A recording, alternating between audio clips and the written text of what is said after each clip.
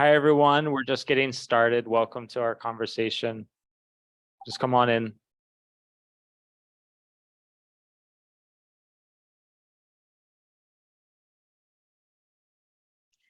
Hi, everyone. Welcome to another Oikos International Sustainable Finance episode. My name is Margaret, and I am here with Stephen Snyder, our Sustainable Finance leader. And we are thrilled because we have an amazing speaker today. We have Jennifer Combs. Welcome, Jenny. She has an extensive background, and I will be just briefly introduce her to you. Jenny has a Master of Science in Finance and 16 years of experience in the financial services industry. She worked for many Wall Street firms, mostly on the equity research side, and for the past few years, she was an associate professor at the College for Financial Planning. During her time there, she developed the first sustainable investing education program for advisors, the Chartered SRI Counselor Designation Program. She has given 2 TED Talks, presentations, and written articles, and she is part of the Advisory Committee for Sustainable Finance Education at USCIF. Currently, she is the Director of Client Success at Ethos ESG, part of ACA Global, a values-based platform which provides data for advisors, asset managers, asset owners, and corporates. Welcome, Jenny. Do you like to add something, Stephen? Well, thank you both so very much for the opportunity to be here and for the invitation to see you all, and for that very nice introduction as well. It's nice to actually recognize some of the names here too, so that's fantastic. Lovely to see you all again, and I hope you take something new away from this presentation. If not, that's okay. I tried to make sure that things are a little more up to date. So yeah, if you don't mind, I'm going to go ahead and share my screen so we can go through the presentation. Let's see.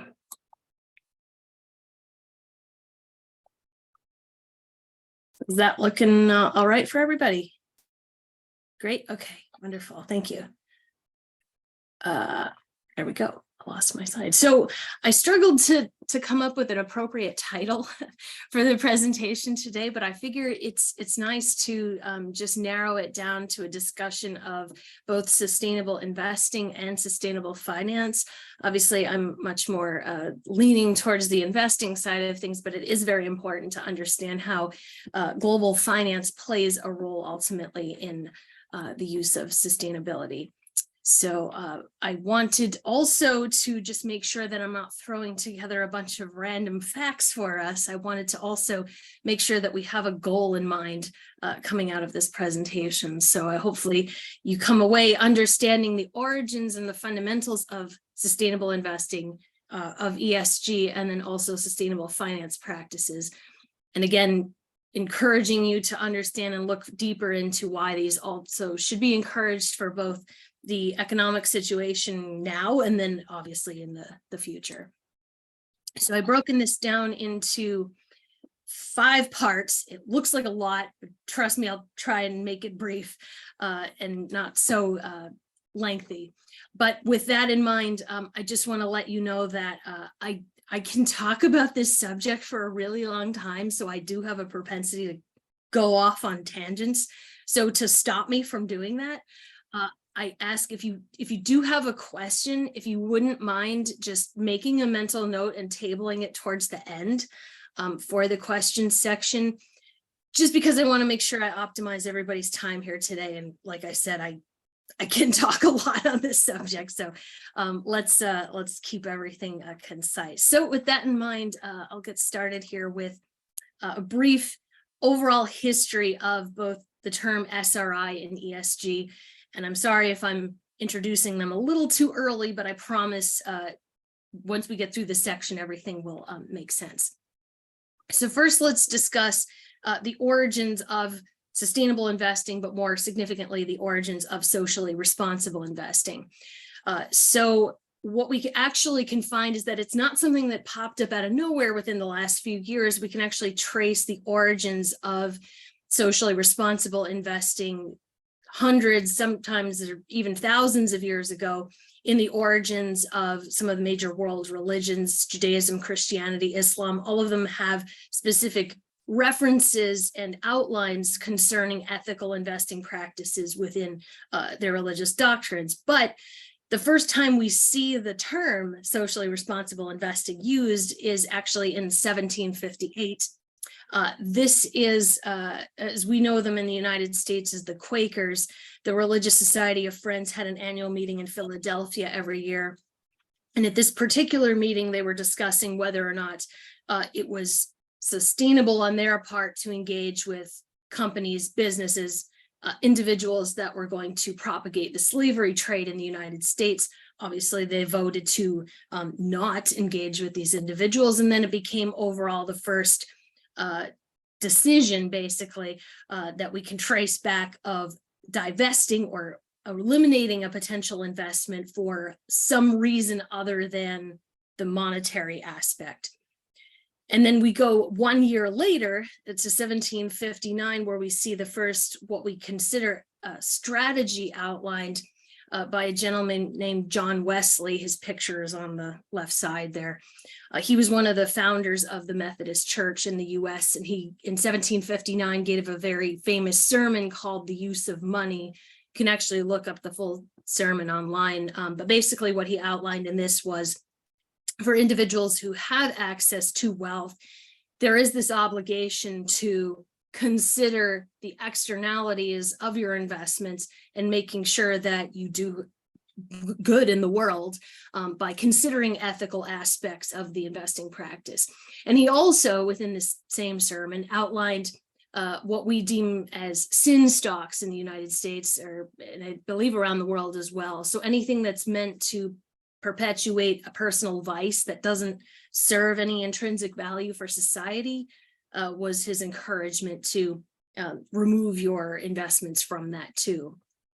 Now we take a big leap then to the 20th century and then blading into the 21st century, where we start to see a change in what we deem to be socially responsible investing, because within the 20th century, there were rises in social aspects as well as environmental considerations. So on the social side of things, civil rights movement, the anti-apartheid movement in South Africa, and then also on the environmental considerations, we see things like the Exxon Valdez oil spill, the ozone depletion, just environmental issues that started to come about. And we recognize that there are ways that you can invest for those specific issues.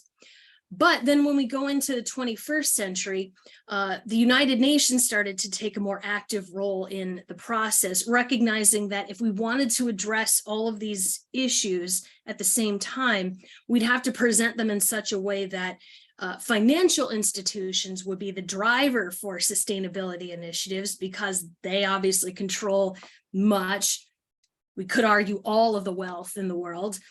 So by controlling, or rather encouraging them to make decisions that will have long-term positive implications for the world, this is the way that and why the United Nations became involved. And this is their development then of the UN Sustainable Development Goals, which I'll talk about here. So the Sustainable Development Goals were developed in the early 2000s. They consist of 17 goals with about 170 or so sub-targets, about 230 or so different indicators that the UN determined would be useful to create a better world by the year 2030. And we're coming up pretty close to that soon, actually. It's not formally implemented by governments, but it is highly encouraged by governments and then also by investing institutions to make sure that these goals be addressed. So what it also notes too is that we look at social and environmental externalities in addition to the overall what we deem to be responsible and ethical practices. So one thing I'll note with the development of the UN Sustainable Development Goals, if you've not seen this before previously, they're listed not in any particular order. They're not in any hierarchy or of any sense. They really are mixed up to emphasize that these all have a degree of urgency and importance on a global scale. The only one that is in its proper place and makes sense is actually number 17, which means that if you are blessed enough to live in an economy that has addressed all of these other issues, you now have a duty to share what you know with the rest of the world so that other economies can bring themselves up to speed. And when these development goals were created, they tried to think of issues that arguably are not that polarizing and that we as a collective world can determine are issues and we want to solve. So poverty, hunger, things that obviously are not going to be really up for that much debate, but they tried to word them in such a way that it really would make the rest of the world care very actively about these issues. So going back to socially responsible investing, I'll now explain the evolution of how that term got to where it is today. So the original definition for socially responsible investing, and it can be argued where this ends up or come from, but ultimately, if we look based on the history, it's an investment strategy that's aiming to maximize financial returns and at the same time enhance societal good. And this was an appropriate term that's used up until about 15, 20 years ago. This was the standard acronym SRI that's been used in the industry. Now, what happened was there's a little bit of a change in what we deem socially responsible. The name itself implies an ethical aspect to it, but at the same time, you can have ethical aspects and also incorporate broader issues like sustainability issues, making a difference in a variety of ways. So that evolution of the term, the issue is really what we determine is societal good. It's not based on any particular religion. It's based upon what collectively is important and going to sustain life for everyone.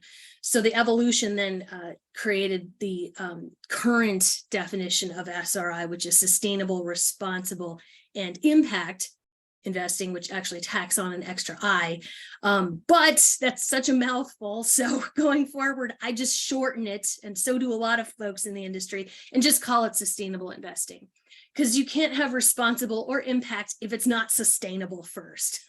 So that's why it gets that priority. So then the current definition that we have is a little different. It's an investing strategy that uses a combination of ESG criteria to maximize financial return, as well as to minimize material risk factors. And we'll talk about what ESG then means in this whole process, but know that ESG is part of the definition for sustainable investing.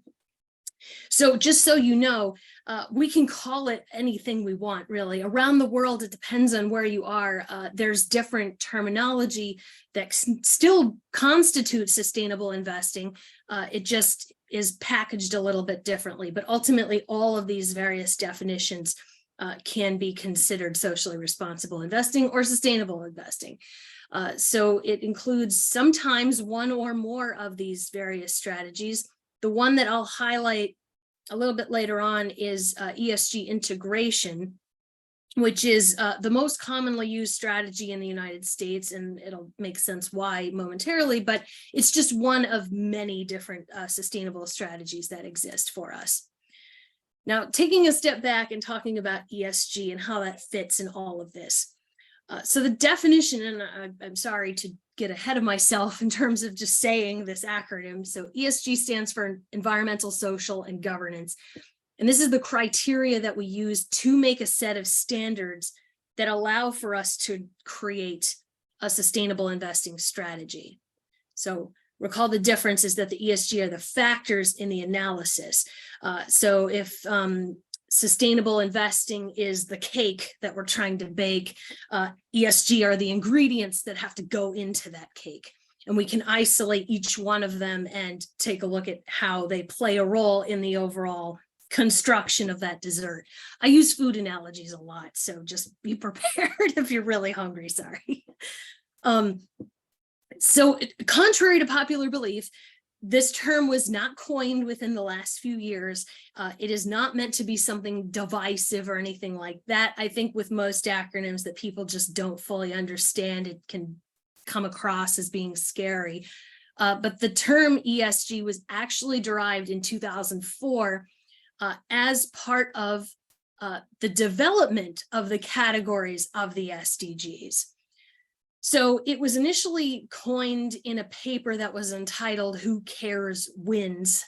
And this was written by, at the time, UN Secretary General Kofi Annan, who was trying to find a way to have financial institutions take more part in sustainable initiatives. So he created this paper that then outlined, and at the time it was environmental, social, and financial, or economic rather, issues. But with two E's in there, it kind of gets confusing. So overall, we shifted to a G, to governance, because overall that is what helps constitute an economic process. So this is where the term then is derived for us. So again, ESG is not, the criteria that goes into it are not, there's no universal definition for what constitutes an issue. But overall, we can break it down into some major categories. Obviously, something like climate change and carbon emissions is very broad, and there's subcategories that can be a part of that climate change discussion. But we have broad categories that we can use to break down the ESG factors. So it's not limited to just these issues, but this is a good place to start if we didn't know where to start initially. And then finally, in this section, I just want to emphasize the anatomy of the ESG market. So like I mentioned previously, ESG integration constitutes the largest portion of the overall ESG market. And what I mean by that is that there's what we can break it down into is a pyramid, really, of different levels of interest and commitment, I suppose you could say, to different aspects of sustainable investing. But the important thing to emphasize, no matter where you or people you engage with fall in this pyramid, it's important to remember that every level adds something. It's always an and, it's never an or. So it's integration and values and risk and all of these things, not one or the other. You're not giving something up in the process. If you're giving something up, you're doing something wrong, is the overall point. So ESG investing is, like the definition we looked at previously, aiming to maximize financial returns. That's not debatable. That is what a financial strategy is. And at the same time, we can go to the base of this pyramid, which in reality, I did it just so visually you can see what it looks like. But that bottom portion is very large in terms of its overall representation of a strategy around the world. So with integration, it's the process of risk mitigation based on material factors. It serves really as a quality check for investments. And if I'm presented with two otherwise identical investments, the one that's deemed to be more strong in terms of sustainability is going to be the one that I choose. So it's that type of strategy that really has become attractive to a lot of banks, institutions, things like that, because it helps to mitigate risk. Now, if that's always going to be the root of why people get into sustainable investing. Plus, you can tack on investments that reflect your personal values, hence the values portion. And this is where a lot of religious groups and institutions will focus their efforts to making sure that they achieve those value aspects. And then the teeny tiny little portion on the top, which I wish were a lot larger, and hopefully it's going to get a lot larger, is the impact group of investors. So all of the things that we discussed previously, plus showing evidence, not necessarily proof, because that's difficult, but evidence that their money is making a difference somehow, evidence of impact. So all three of these levels constitute someone interested in sustainable investing. They do not necessarily have to subscribe to one or the other. The overall point here is that it doesn't really matter why people have come to the table and invest in this way. The point is that they're here. So their money is making a difference in some capacity. And so with that information in mind, I'll just briefly touch upon the various strategies that we have for implementation. Now, ESG integration is the one in the middle here, and again, is the most commonly used strategy in the United States, because what it's using is that criteria. Think of that big wheel with all the breakdown of different criteria as part of the investment process, and using that in the development of financial models and things like that to assess risk and to construct a broader sustainable portfolio based off of that criteria. Now, historically, it could be another piece of the strategy itself. So we have the first two there on the left side, positive or best in class, and the negative or exclusionary. Usually they work in tandem. It's kind of weird to have one and not the other. It's like if you went into a sandwich store and you said, I want this type of sub, but I don't tell you what I want. I just tell you what I don't want on the sandwich. Doesn't quite make sense. I need to tell you what goes on it first, and then you can determine what you want to leave off at the same time. So it's a combination of the two. So positive best in class is going to use ESG criteria, of course, to add securities that have a positive impact. And then negative or exclusionary going to be eliminated based off of actions that the company have done or they're known for being controversial. And then also too, you can avoid investments from the get-go that are deemed to be unacceptable, controversial, contrary to your religious beliefs. A not so broadly used strategy is sustainability themed investing, which actually this strategy is pretty popular among younger investors. So it's likely that it's going to continue to grow, which is why it continues to get mentioned. It's where you develop a portfolio that's aiming to solve one particular broad issue. Most of the time it's addressing sustainability practices that are related to the environment. So a portfolio that's focused just on green technology, for instance, or just on alternative fuels could be classified as a broader themed strategy. So it doesn't have to be limited to environmental issues. However, it can focus on social aspects as well.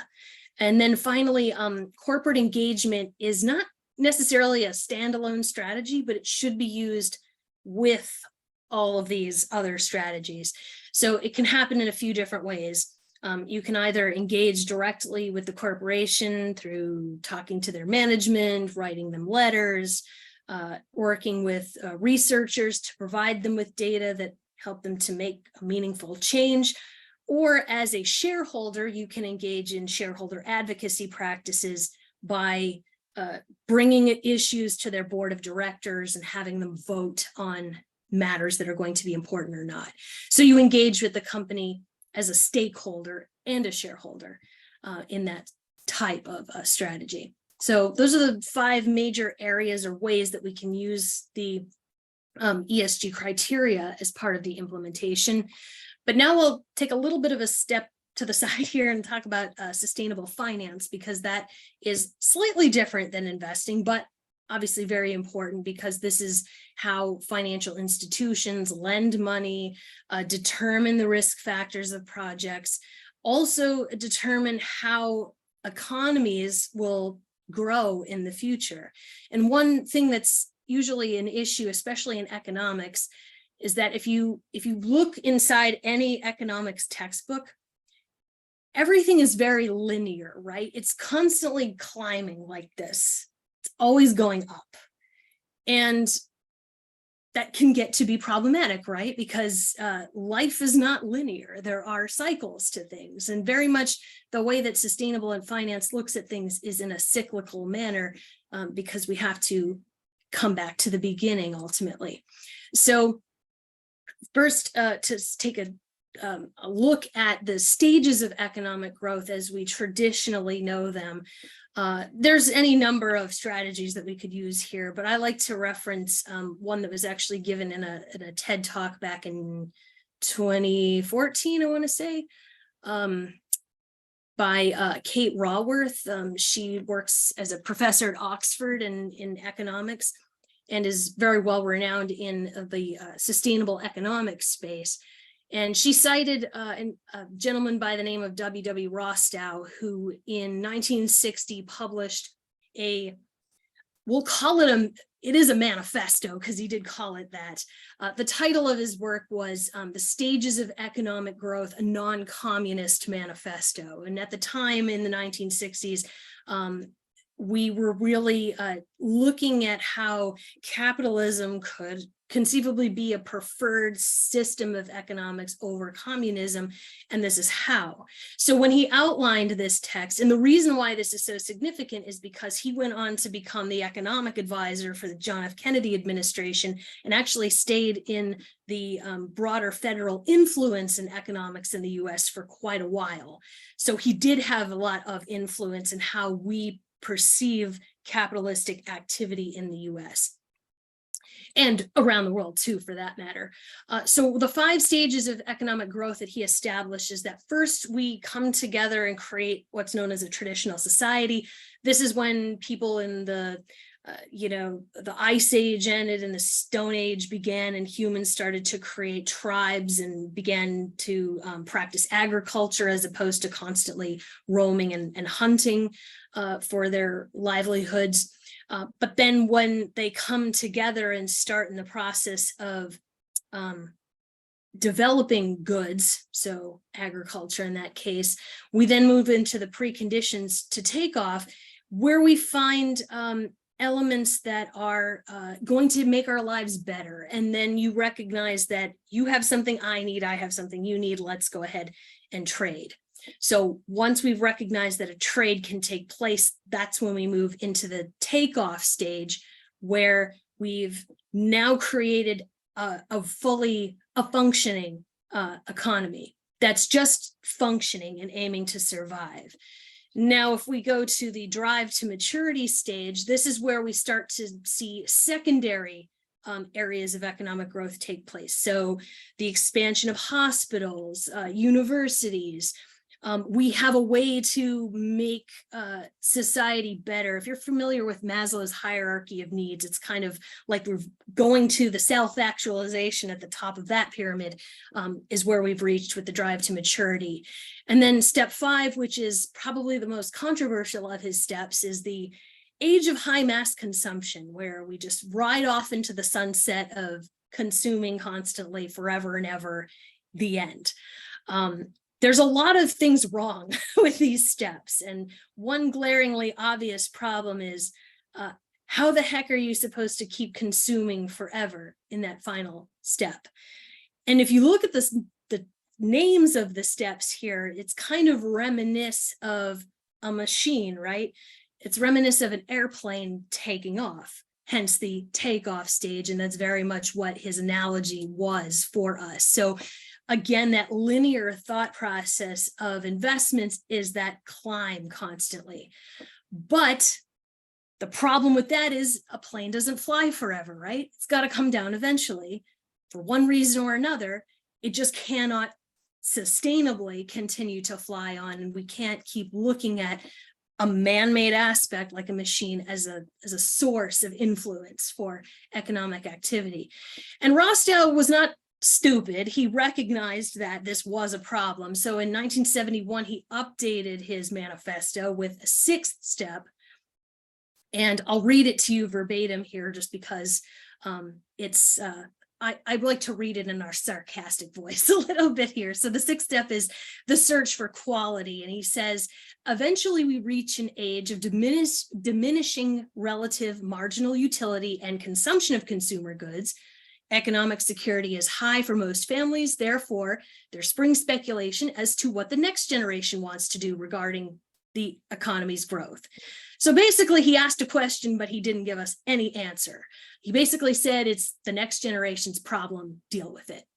They'll decide where it goes, which is not helpful at all if you're trying to develop an economic strategy. So in reality, if we think more about the way economic growth is presented, it's not an airplane, but if we think more along the lines of a tree, it makes a lot more sense. It starts out very small, it grows, but then it reaches a point where it can't keep growing forever, but it'll stay at that stage and just thrive and live for hundreds, thousands of years in some cases. And that's the way we ought to look at a thriving economy, is one that simply exists for as long as it possibly can. And we would like to get it to that point. And it may come to a point where things taper off and it comes back again. But again, it's that cycle of economic growth. So within sustainable finance, I know this was a long way to get to that point, but this is what sustainable finance is recognizing that we're trying to be the tree and not the airplane when it comes to addressing the economic issues. And this is very obvious in the way that different industries come to reach a stage of maturity. And if they don't adapt like the tree does, then they'll phase out and cease to exist. And this is what's known as the X curve of transition dynamics, excuse me. So if we want to think about this, what we see is first there's an existing industry that either will adapt or it'll end in the downward arrow there, break down and phase out, and then ultimately something else that's better and longer lasting will come to replace it. But it starts with an experimentation, it takes off, it comes into emergence, and then it starts to become stronger and stronger, and then it becomes the new standard. A good example I give of this is, it's kind of on a micro level, but if you remember Blockbuster Video, for those who are old enough to remember Blockbuster Video, was a video rental store where you physically had to go to the location, rent a VHS tape, watch it, bring it back a few days later, rewound. You had to rewind tapes, and that was their business model. But then there came along a company called Netflix that had a system where you could, in the mail, receive DVDs and send them back. And it made things a lot simpler. And then you didn't have to worry about late fees and all of that. It just was experimental and interesting. But people thought, well, geez, there's no way that they could continue to evolve this company. Come to find that Netflix found they can stream content on the internet, which everyone was using. Blockbuster Video had nothing to compete with that. Therefore, it phased out and it's no longer in existence, even though it was once a huge thriving company 20, 30 years ago, versus now there's the climb of Netflix, obviously, and this has become the standard for much of the industry, is streaming services on the internet. So that's a small example of kind of how you have to think about overall companies in a sustainable world when it comes to financing new ventures and also investing in them too.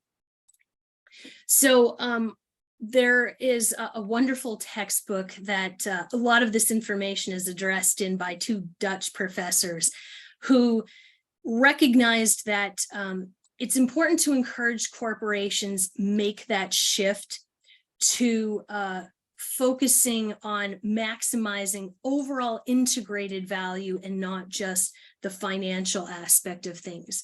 So in the world that we call sustainable finance 2.0, integrated value, so the value of any project, investment, doesn't matter what, is a combination or a sum rather of its financial value, but also its value to society as well as its environmental influence.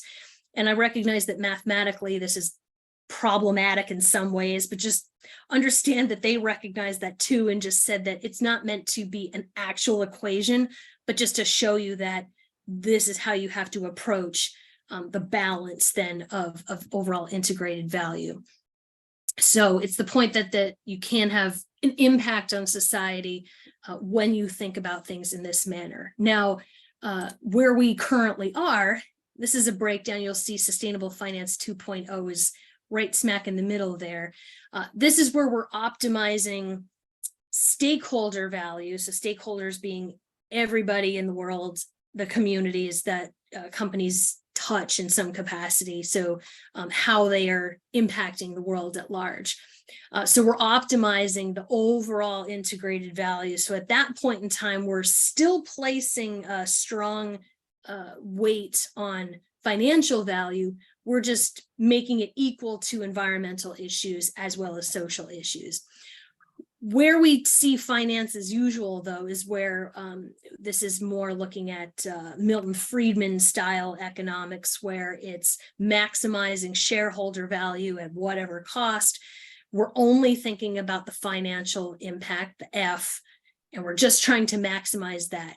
The point, though, in that last column is showing the duration of these strategies. So both finance as usual, and then considering social environmental issues and still placing that emphasis on financial strength is a short-term thinking process. So long-term, though, it's where we get to that level of the tree thriving, where we start to see a focus more on social and environmental factors, and then the economic aspect of that just becomes secondary. That's really how the longer view of things looks. So when it comes to sustainable finance, this is just a little snippet of it. I tried to extract areas that I think are of interest, but this is a very constantly evolving degree of a process that's used in the world. And if you are interested in learning a bit more about this, there is a free course on Coursera that talks just about sustainable finance. So can recommend that to you if you like. You're welcome to reach out to me and we can discuss that. I want to point, though, even though I'm talking very highly of this area, I want to note that there are limitations when it comes to the use of ESG data. I work for Ethos ESG, which we've gone through the process of disclosing fully our methodology when developing ESG ratings and scores, that sort of thing, but that's not necessarily the case in the overall industry. So I want to highlight for us a few areas where there's some limitations and potential biases that can pop up when it comes to using ESG data. So I'll preface this by saying that a few years ago, there was a study conducted by CSR Hub where they looked at MSCI and Sustainalytics. These are the two largest providers of ESG data in the world. Come to find that they had a correlation coefficient of their scores of 0.32. Which basically what that means is that they only agree with each other about a third of the time. 2/3 of the time they move in opposite directions, and yet they are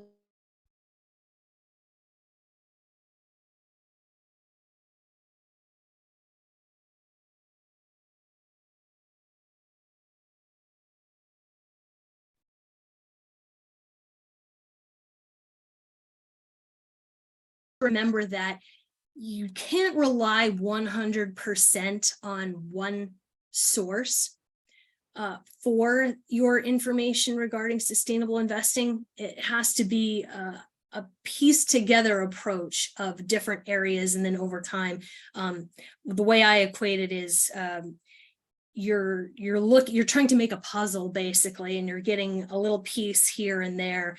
You don't need to have all of the pieces to know what the picture is. You just need to have enough that gives you a broader sense. So ultimately, that's what ESG data should do for you, is give you enough pieces that you can see what that picture is.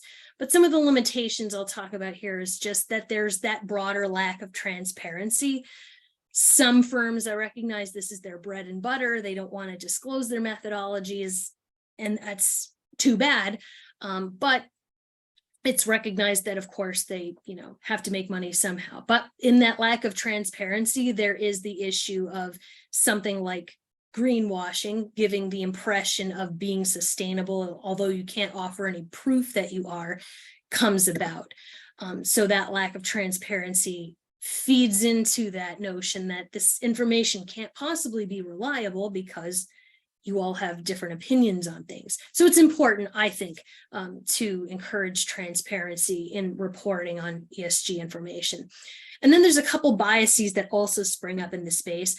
The first one, their geographical biases, is related to the fact that information that comes out of the European Union tends to be more believed and more reliable than research in ESG from anywhere else in the world.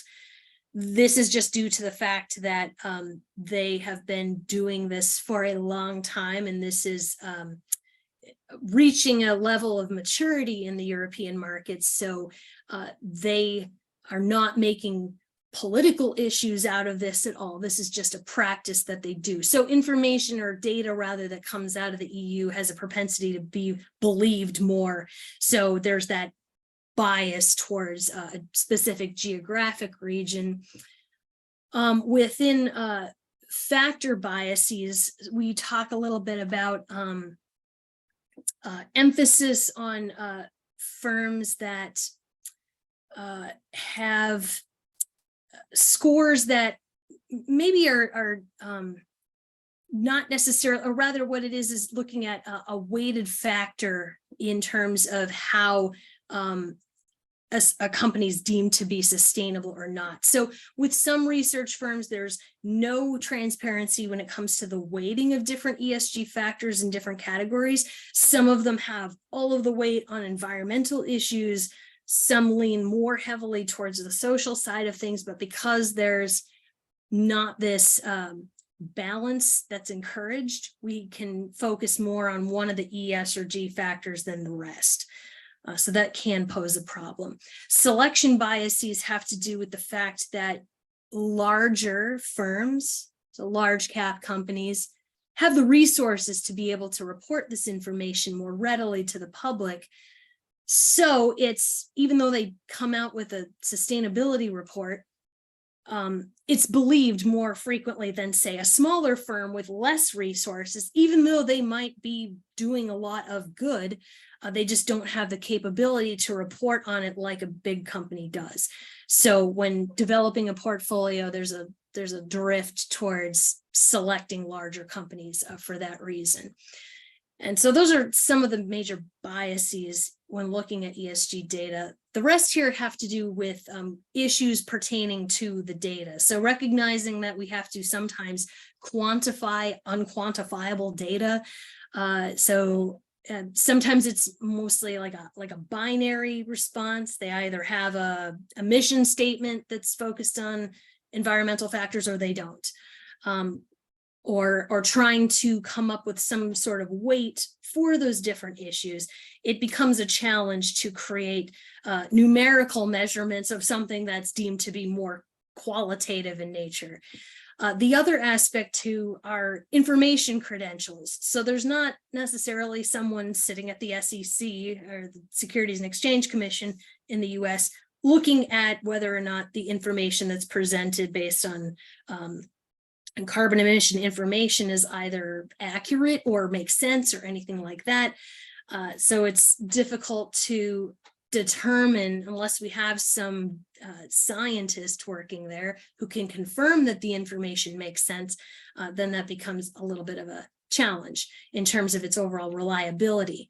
Part of that too feeds into then the lack of standardization. There's currently no broad international definition for what sustainability is.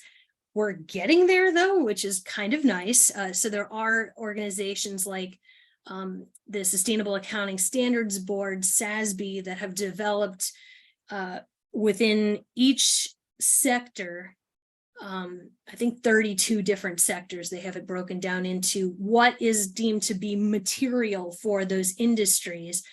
And then if it's material enough that it will impact their financial statements, then it's something that should be reported. So for example, a clothing retailer is not going to have as much of an exposure to data breach issues as, say, Google would. It just depends on the industry what factors are more important to focus on than others. And then lastly, and this one's a little bit more challenging for us today, is there's still conflicting views among industry experts in terms of what's sustainable and what is not. There's usually a report that I cite about palm oil, which is a very unsustainable resource used in the world, and how even organizations like the World Wildlife Foundation and the Union of Concerned Scientists, as well as the well-informed consumer, all have varying views in terms of what constitutes sustainability, even among expert organizations. So it's getting better, but it is something that we just have to keep in mind, at least in the short term. So lastly here, why is all of this important? Why the heck am I giving you a bunch of random data points, and hopefully you take away something very useful from this? I actually just abbreviated this one a little bit, but I'll go into more on this on the next slide. It's very important to millennials and Gen Z. Obviously, the younger generations are taking over as the overall consumer group in the world, and will hold that position for the next 30, 40, 50 years. So because this is a very important area for them, it's very much worth focusing on. At the same time, it also restores trust in the industry. The data, or the comment underneath that, don't pay attention to that. But the restoring trust factor is that the financial services industry has a lot of issues in terms of being a trustworthy industry. We've seen the market collapse multiple times in the past 30, 40 years, and even as well before that. And what sustainable investing does is it helps to restore some of that faith in the industry by giving us a way that makes sure that it withstands the test of time. And then also noting here too about Gen Z and millennials, this is some very fun data that I've provided resources at the end of this presentation too. So I will send the slide deck. You guys can distribute this if you'd like afterwards, so you can look into it a little bit more. But some of the more notable investing statistics that fit that bill regarding a demographic shift is that Morgan Stanley publishes a report every 2 years about how younger investors view the space. What they found was 99% over the course of their analysis of millennial investors have some sort of degree of interest in sustainable investing. So nearly all of them that they have surveyed on a consistent basis, and that number had been climbing since 2015 when they had first started this. Now, according to US SIF at the moment, about $1 in every $8 under professional management in the US has some sort of sustainability screened being used with it, constitutes about $8.4 trillion just in the United States alone.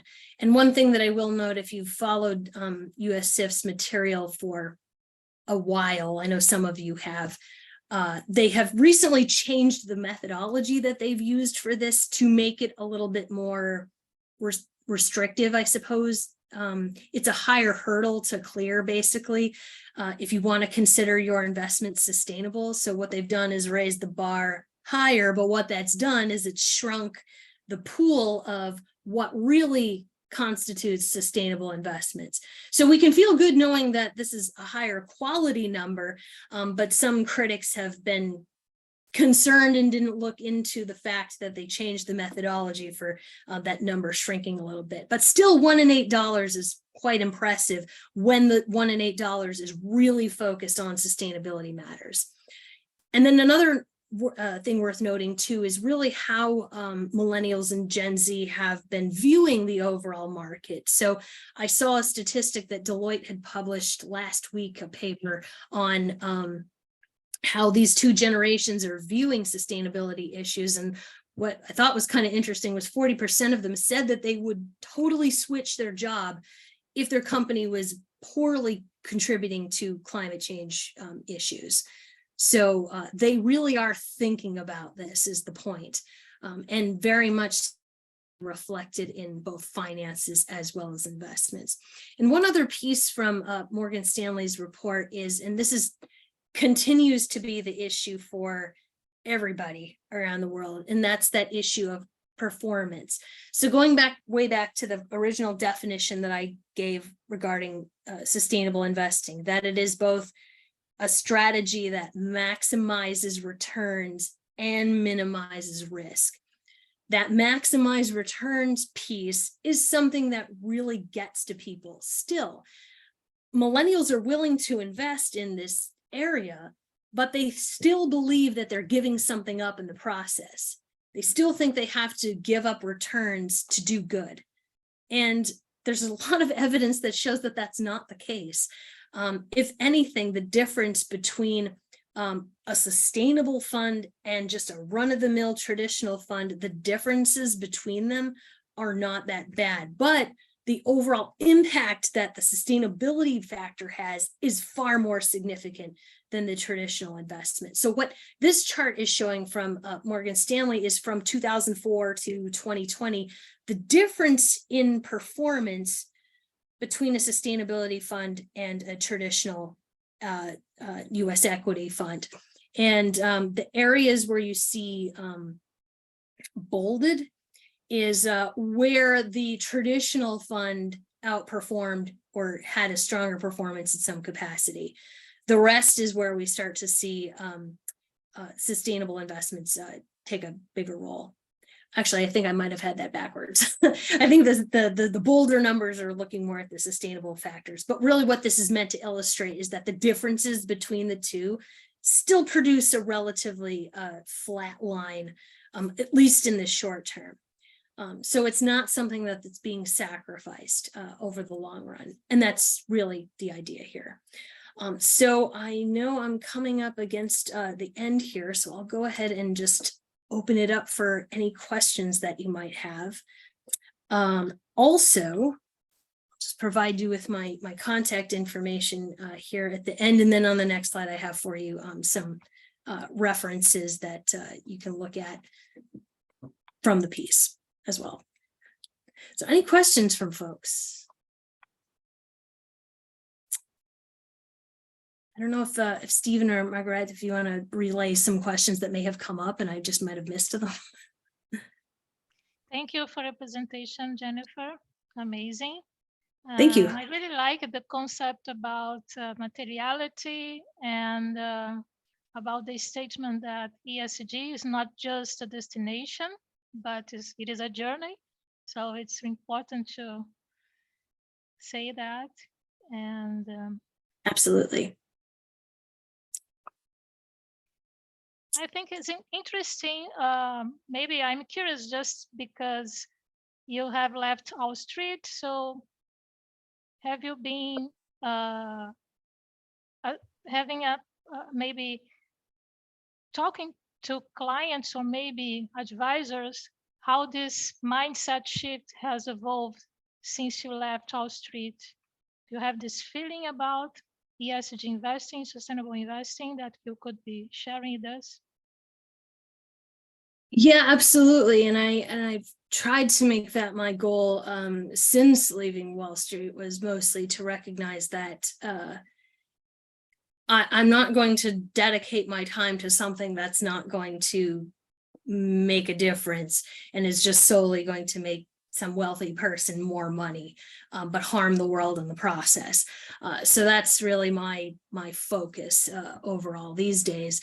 But the information that I try to present, and also through the courses that I've done with financial advisors, quite a few of them have taken this information to heart, really, and some have, I not encouraged them to do this, but they've completely changed their whole practice and will drop whatever firm they're with and even sometimes start their own firm and focus just on sustainability matters. And I guess you could say in some small way that I've contributed to that shift, but it's encouraging to, and the way that you bring folks to the table who otherwise would, not necessarily be interested in that space, is to again encourage that risk return profile, which it has, it's very much there. But when you present it immediately as something like, I'm just looking at social matters and that sort of thing, it might turn off some people that are working in the financial services industry. But the way you bring them back, obviously, is to talk about that risk return profile because it is so important. Thank you. Omar, would you Yes. like to ask something? Yes, good morning or good afternoon. Very interesting presentation. I've been following studies on ESG for a while. The slide that showed the trend in returns on traditional investing and sustainable investing, that was interesting. here. Right, it showed that basically there's no sacrifice. I'm just wondering, for the traditional investing, well, I'm not sure. I was thinking about that the arms industry, the military industry, that's a huge industry in the US. I'm not sure to what extent the returns on those investments are included in traditional investment figures. But I would like to see this focus on sustainable investing resulting in a move away from the so-called military industrial complex, so that's just a comment I have. Absolutely, Omar. And it's funny you mentioned that because last year I actually gave a presentation, I think it's still out there, on how sustainable investing had shrunk after Russia invaded Ukraine, again, because it's the instability of oil prices caused primarily by Russia, and then also an increase in the spending on military infrastructure and arms and things like that, that come about when you have war occurring. And my whole point in that presentation, and maybe I'll cite it in here, because I think if that's what you're interested in, it's very much an interesting area that I go into in that, where it's talking about, even though there are times when sustainable investing underperforms, the point still is that you have that long-term perspective. And there are investors who will point and say, look, it doesn't work because oil prices are strong now, and there's, gun companies that are making all this money, and, military companies having more contracts, and that obviously shows that it doesn't work. Well, no, what that shows is that in the short term, you're taking advantage over something that is very detrimental to the world, to society, and all of that. If it's something that, I want to take advantage of in my portfolio over the short term, it's not something that's going to make my portfolio great 30 years from now. And that's where they really have to think about that is that the kind of world I want to live in, where I can make short-term gains off of things that cause war or take advantage of war? And that's kind of another perspective that you want to look at for a portfolio, that even though it's outperforming or underperforming now, that won't be the case. That's still why I'm very passionate about it and still talk about it. I've not, and nor will I abandon that it's a viable strategy, because it is very much so. So thanks for asking that. That's a great question. Please, Kabir, go ahead with your question. Okay, first of all, thank you, Ma, for your good presentation. We really appreciate for your presentation. And my question is, you have mentioned ESG. I want to know more about that ESG that you have mentioned during your presentation. Thank you. This is my absolutely. question. Sure. It's so with ESG, that primarily has become a useful issue in the US when it comes to determining factors that are going to be important for investments. The extent to which it's used in other parts of the world, though, is not necessarily that widespread. It's just sort of understood that sustainability matters are of importance, and government or environmental matters are of importance, and then that's how we'll view our investments. But at least here it kind of breaks it down into a nice set list of goals then that we can use to evaluate an investment. And, it's certainly a piece that can be used in sustainable strategies, but it's not the only thing, I guess is the idea. So yeah, there's certainly a lot of resources out there about what constitutes ESG. Great. I think I'm up against the hour there. Oh, I actually had the chat open. Oh, Amy had asked, what is an Yes, example yes. of, yeah, that I get asked frequently about the trickiest to discern from companies. It's a lot of environmental reporting primarily. It's not so difficult for a company to talk about their social issues or areas of focus. They can outline things that they use for a diversity, inclusion, equity strategy within their employees, that kind of thing, and how they embrace different races and different sexual orientations, that sort of thing. But then when it comes to environmental matters, I think that's kind of the area that's still a bit tricky, because the way that we've been breaking down carbon emissions is into scope 1, 2, and 3. Scopes 1 and 2, that's a whole other conversation for another day, but scope 3 emissions are not anything that you can come up with the precise number. It's always just going to be a really educated guess. And a lot of companies don't want to do that and don't want to make an educated guess. And that's really when it becomes tricky to determine what the real amount of carbon emissions look like for companies. And then when they want to report on that, it becomes even more of a challenge. So if that becomes a standard and they have to report on it, then yeah, that'll be quite tricky. And it's something that still is still quite tricky.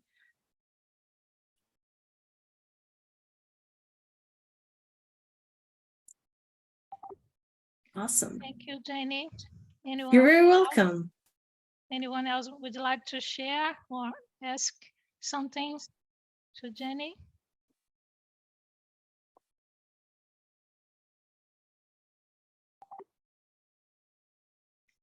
So do you like to say something, Stephen? I could just say thank you very much, Jenny, for coming and participating as part of these speaker series. Really appreciate it.